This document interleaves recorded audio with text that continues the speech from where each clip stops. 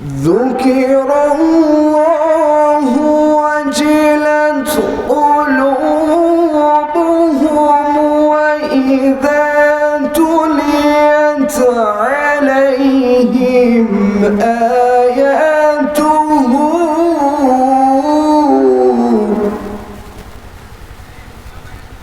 آياته زادتهم إيمانا وعلى ربهم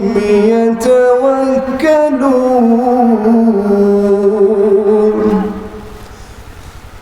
وقال النبي صلى الله عليه وسلم إن الله وملائكته يصلون على النبي يا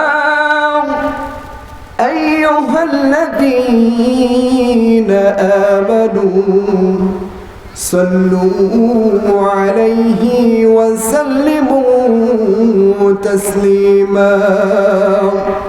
اللهم صل على محمد وعلى آل محمد كما صليت على إبراهيم وعلى آل إبراهيم إنك حميد مجيد. اللهم بارك على محمد وعلى آل محمد كما باركت على إبراهيم وعلى آل إبراهيم إنك حميد مجيد. আমার একটা স্বপ্ন পূরণ করো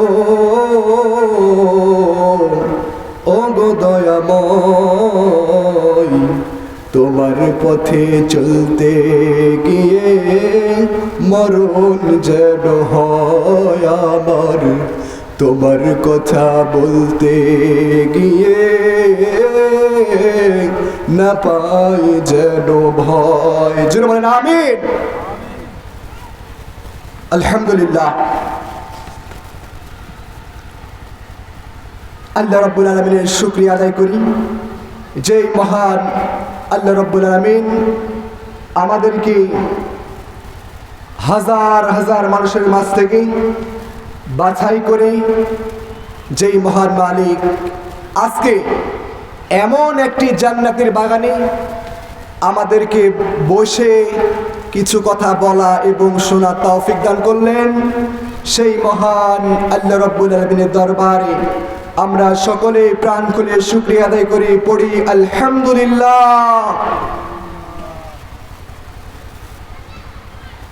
আমরা সব সময় শুকরিয়া আদায় করব কার? একটু জোরে বলেন না কার? সুখে দুঃখে যে অবস্থায় থাকি না কেন আমরা সব সময় শুকরিয়া আদায় করব, তিনি কে? আল্লাহ। শুকরিয়া আদায় করলে কি হবে? আমরা কেনই বা আল্লাহ রাব্বুল আলামিনের শুকরিয়া আদায় করব? আল্লাহ রাব্বুল আলামিন আমাদেরকে সুন্দরভাবে জানিয়ে দিয়ে বলেন, তোমরা কি জন্য শুকরিয়া আদায় করব, আমি আপনি কি জন্য শুকরিয়া আদায় করব? আল্লাহ রাব্বুল আলামিন সুন্দরভাবে জানিয়ে দিয়ে বলেন, লা ইন শাকারতুম লা আযীদান্নাকুম ওয়া লা ইন কাফারতুম ইন্না আযাবি লাশাদীদ। জোরে বলেন আল্লাহু আকবার। আমি আপনি কি জন্য শুকরিয়া আদায় করব? আল্লাহ রাব্বুল আলামিন আমাদেরকে সুন্দরভাবে জানিয়ে দিয়ে বলেন, আল্লাহ নিজেই একটা মাইক হাতে নিয়ে অ্যালার্ম করে জানিয়ে দিয়ে বলছেন, বান্দা তোমরা আমি আল্লাহ রাব্বুল আলামিন আমার শুকরিয়া আদায় করবে কি জন্য? একটু শুনে নাও।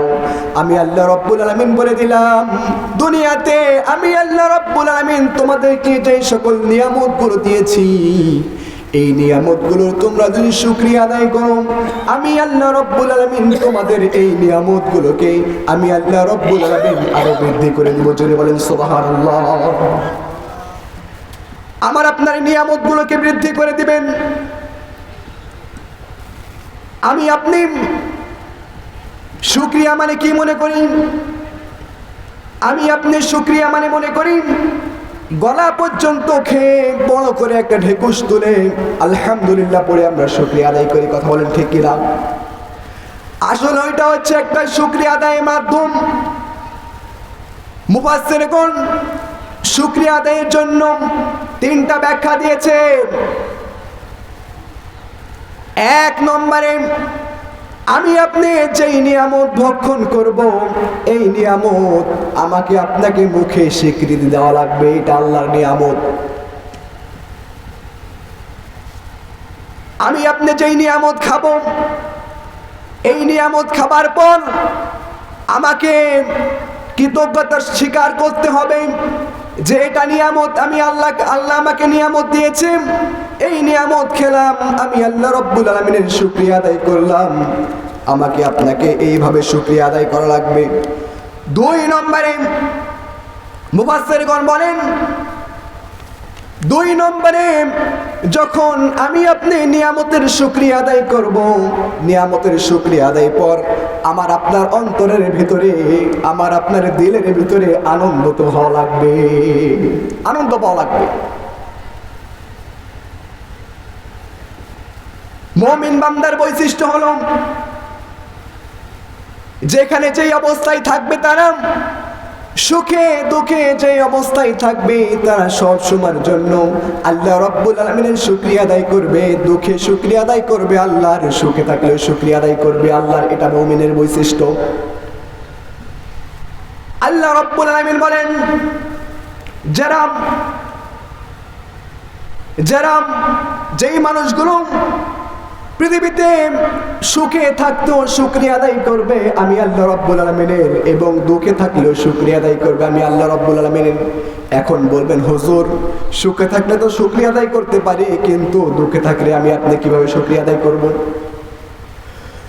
দুঃখে থাকলে আপনি যখন মুসিবতে থাকবেন, আল্লাহ রাব্বুল আলামিন আমাদেরকে সুন্দরভাবে জানিয়ে দিয়ে বলেন, الذين إذا أصابتهم مصيبة قالوا إنا لله। জোরে বলি আল্লাহু আকবার। আমি আপনি দুঃখে থাকলে কিভাবে শুকরিয়া আদায় করব? আল্লাহ রাব্বুল আলামিন বলেন, ও আমার বান্দারা তোমরা শুনো, তোমরা যখন মুসিবতের ভিতরে থাকবে, তোমরা আমি আল্লাহ রাব্বুল আলামিনের শুকরিয়া আদায় করো। ক্বালু ইন্না লিল্লাহ, তোমরা বলো ক্বালু ইন্না লিল্লাহ।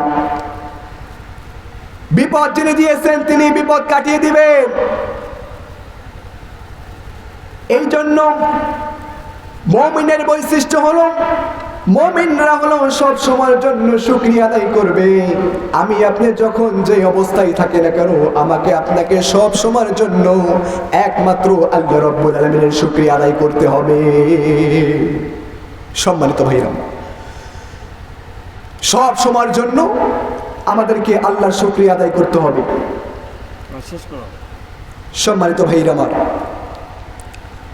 এই যে শুকরিয়ার উপরে কিছু কথা বললাম, আল্লাহ রাব্বুল আলামিন আমাদের সকলকে সঠিকভাবে আমল করার তৌফিক দান করুন। পড়েন আমিন। এই কথা বলে আমার সংক্ষিপ্ত বক্তব্য শেষ করছি। আলহামদুলিল্লাহি রাব্বিল আলামিন। আসসালামু আলাইকুম ওয়া রাহমাতুল্লাহি ওয়া বারাকাতুহু।